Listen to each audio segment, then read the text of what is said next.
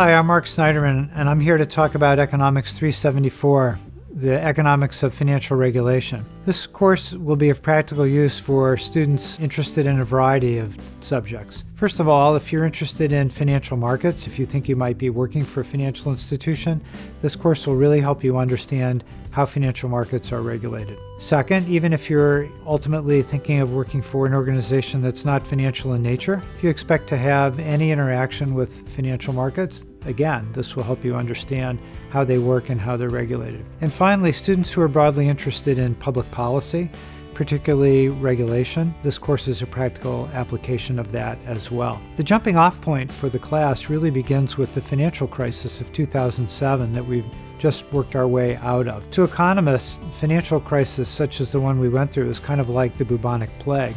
You would have thought we would have learned enough from the Great Depression in the 1930s to put an end to it. But to our surprise, we just went through the biggest one in over 75 years. In the aftermath of the financial crisis, Congress enacted sweeping reforms to the financial system. And in doing so, they put in place a new regulatory regime, a regime that's based on certain beliefs. First, it's premised on the belief that we understand the incentives of people who are operating in the financial markets, the incentives and behaviors of consumers of financial products, as well as the producers of financial products. So we'll take a look at what those assumptions are. The legislation also presumes to understand what causes financial markets to become unstable.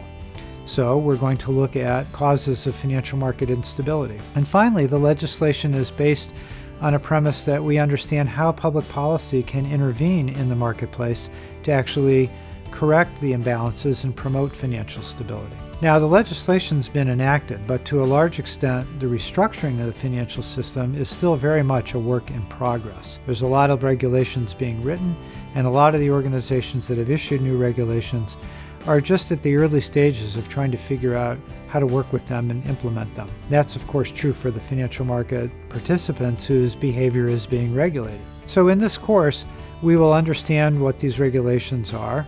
We'll look at ongoing developments as new regulations are put in place, and we'll see how they're working out in the marketplace. We'll look at the financial system, its architecture, who the players are, how the markets are connected, and how they're regulated. We'll learn the difference between the shadow banking system and the mainstream banking system, and why that distinction matters. We'll talk about systemic risk, that is, the risk that an entire financial system can fail as opposed to individual financial market institutions could fail. So we'll talk about systemic risk, define it, try to figure out how to measure it. We'll also highlight some of the difficulties that are associated with actually regulating markets. Now, regulating markets is something that we deal with not just in the financial marketplace, but in many realms of life. But in this course, we're going to see that regulating financial markets is particularly challenging because financial markets have a demonstrated ability to adapt quickly to new regulations and to mutate their way around them. So in sum, Economics 374, the economics of financial regulation, is a class that has, I think, wide appeal to many students. It will deepen your understanding of our financial system, and it will sharpen your ability to analyze public policy solutions for correcting market failures.